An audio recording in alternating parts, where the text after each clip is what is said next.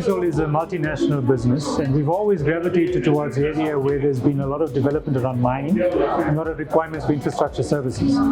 But we're an African business. We started in Johannesburg in 1921 and have grown internationally since then.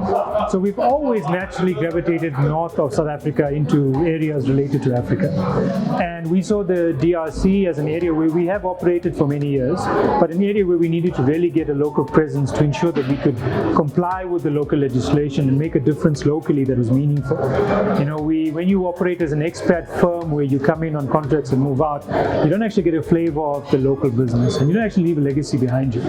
And that's Piésold's philosophy and model internationally, is to make sure we're able to leave a meaningful legacy where we operate. So the DRC was a natural fit, and we believe in the future of the DRC. We actually think it's a market that's poised for tremendous growth in the future.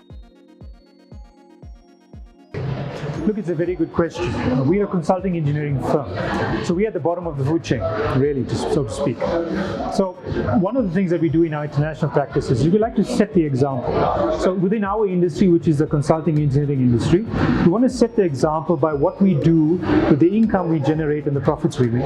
So what I mean by that is we want to leave a meaningful legacy and impact on the communities around us through our corporate social initiatives, which are not the ones we need to do because a project or a client says we need to, but because it's what we do as a business. We want to leave an impact through the employment we create and the education opportunities we give to staff and to relatives of staff.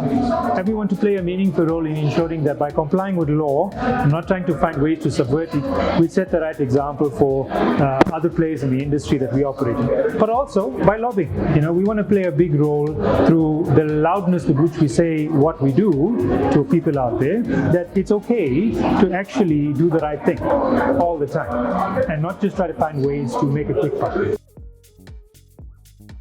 Look, again, every company, and I'm talking of mining companies who are doing exploration or are looking at buying into an operation or expanding an operation, they've got to realize that when you work within the DRC, you have to comply with the laws of the DRC. And they've got to take a holistic look at the whole life cycle, because the DRC is abundant in minerals, abundant in renewable energy minerals. And the potential income out of that is going to grow in time. My advice to mining companies or even private companies looking at investing in the DRC is the mining code, you should not see it as a burden.